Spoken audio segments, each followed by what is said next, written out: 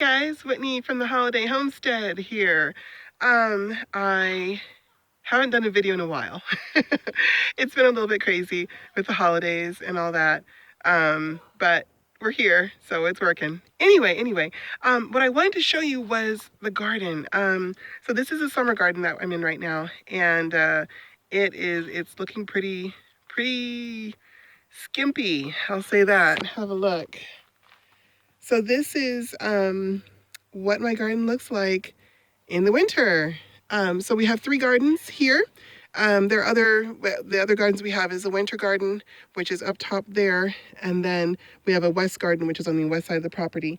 And so in the summer, this garden is full of beans and melons and oh gosh, just everything. Sunflowers all over the place. But in the winter, I really let it rest. And when I say let it rest, I mean I mound up the soil, I add a little extra layer, like a cover crop basically, and just let it die off. And then I just let it rest. I just don't do anything with it. And it looks, kind of sad. I do also pile up my compost or pile up my all my vegetation from the summer. So all of the watermelon vines, all the squash plants, just everything that I had going on. If it doesn't fit like in the bed where it was growing, which a lot of it doesn't, then I throw it into this giant pile and I just let it cook down basically. I hit it with a hose, maybe kind of as I'm walking past. I try to pick out baling twine and junk that's in there. I don't always get all of it, but the point is it all breaks down over the winter because out here we're in California and we're in the foothills of Yosemite, so we do get some snow, we do get some frost, but it's not a huge amount. So it's warm enough that my compost is still working while the whole garden's kind of laying dormant. So I do peas. And it's not because I'm a huge fan of peas. I'm not. It's mostly because it really nutrifies the soil. And peas do the same thing that beans do, which is to fix nitrogen in the soil.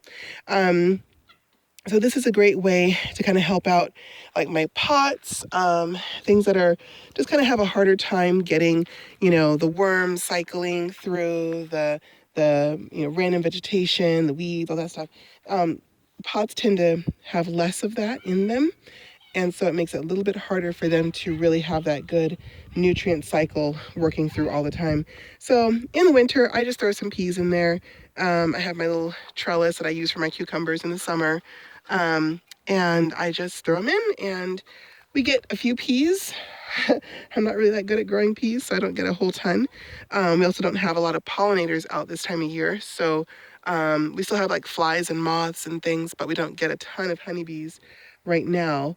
And so that means that usually these peas are just here for seeds, whatever I actually get out of them, and the rest of it is just for helping the soil along so that when I come back in the summer, there's lots of good nutrients here.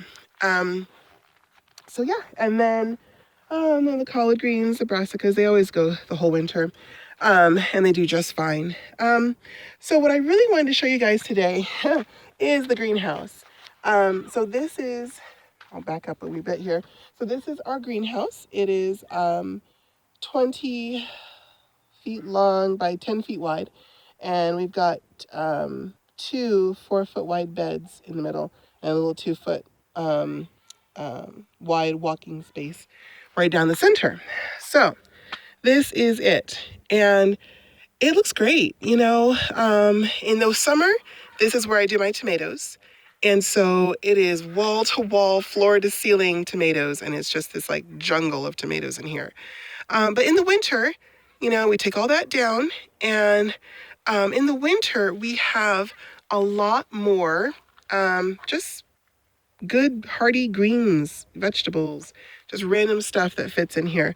I usually do a lot of broccoli in here. This year I went a little bit lighter on the broccoli, and I did more leafy greens because I noticed last year I really missed having a salad in the winter. It was really hard for me when I realized I hadn't planted any lettuce that whole season, and I quickly put some in, once I realized that I had totally forgotten and it just didn't happen. And that was fine, but still, I just didn't want to have that feeling this year. So I made sure to just go crazy on the lettuce. And I really only like one type of lettuce. I don't really like romaine. I'm not a huge fan of like all the Merlot ones and whatever. I like butter crunch, and that's really it. So that's what I plant. I like it also because it tastes great, but also because it grows extremely well in cold and in hot. So it's kind of my all-weather, all-purpose, all-season lettuce, and it just does amazing. Um, so that's what I've got here. I've got some arrow leaf spinach here. And then kind of right here is just rows of butter crunch.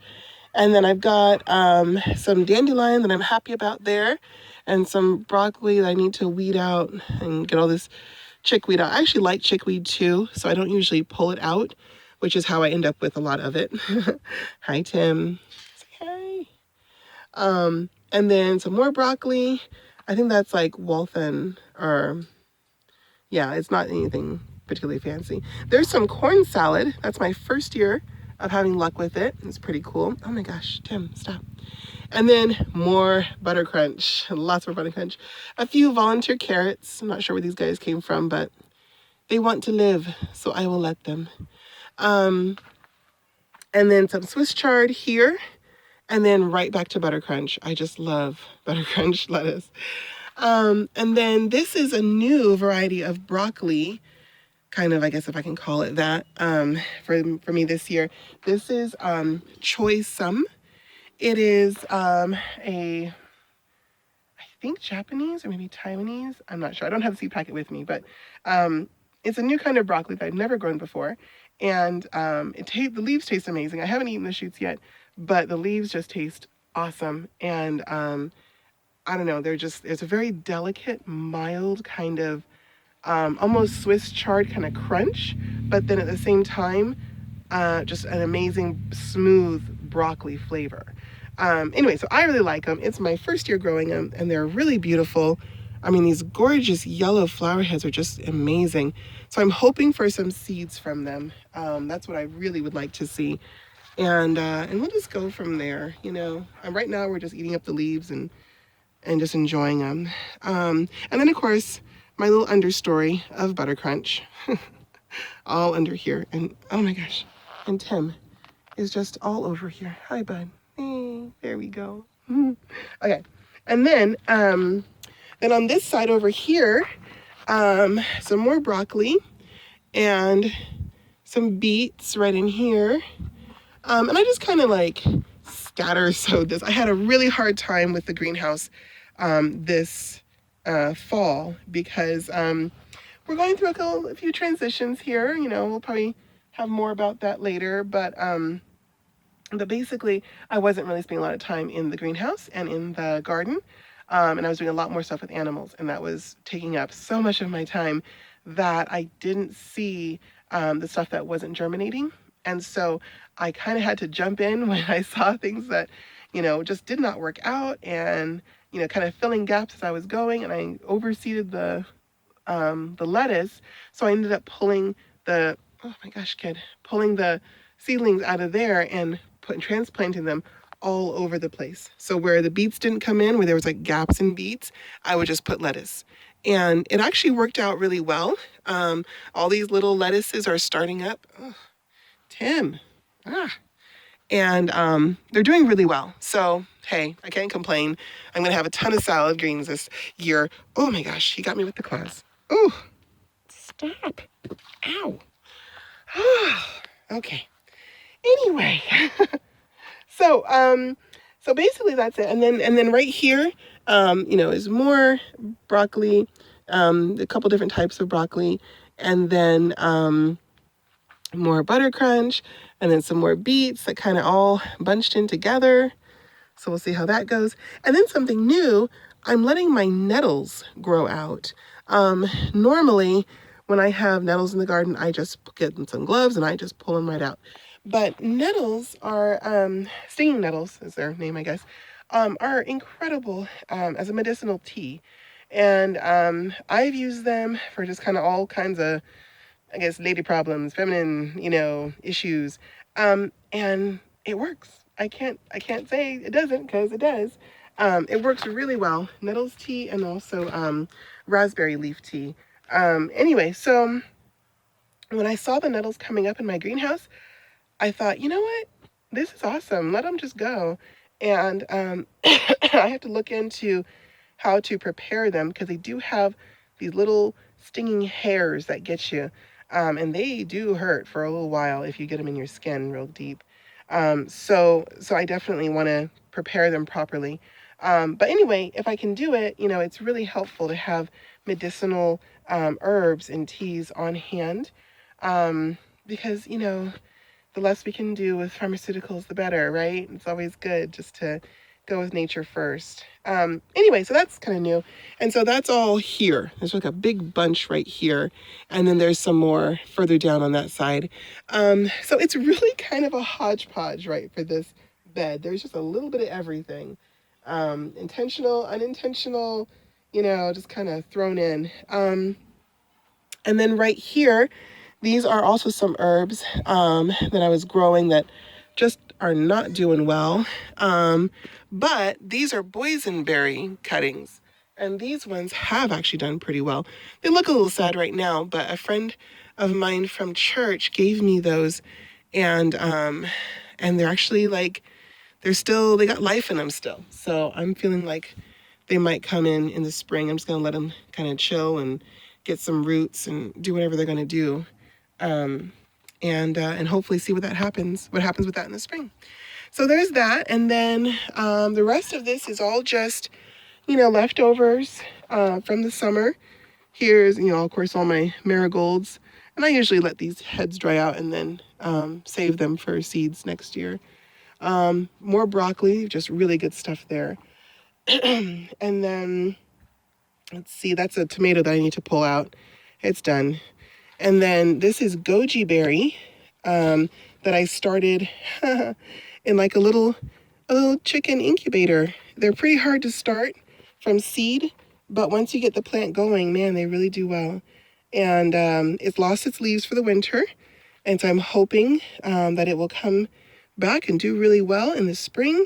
I'm just keeping it kind of in the greenhouse, a little protected here, and we'll see what happens with it. It's supposed to be frost hardy, or at least frost tolerant, where it won't just die completely. So we'll see. And then, let's see, this is comfrey. These are little comfrey things that were struggling outside. So I brought them in the greenhouse, and we'll see if they kind of revive a little bit, because, comfrey is really hardy, especially when it's like kind of small, but with a good root base. So I think it'll come back pretty good. And then this huge, lovely, wonderful thing is sage. So this is my sage plant that I started from a seed about 3 years ago. And basically I just, every summer when it gets nice and big and bushy and lovely, I just start trimming back and I dry what I want, and everything else I just leave on the plant, and then it comes back every single year. So she's doing pretty good this year, and she's kind of have a little rough hair day, but I have high hopes that we should be good for sage, at least for the rest of our lives, as long as this plant keeps going. So anyway, so that is basically it. I am harvesting up a little dinner tonight. I've got some choy sum leaves and some butter crunch and some dandelion and spinach, and I'll probably grab some Swiss chard, and then I'll be up to the house. So yeah, anyway, so I don't know, not much going on here, just kind of working through what's left of the greenhouse.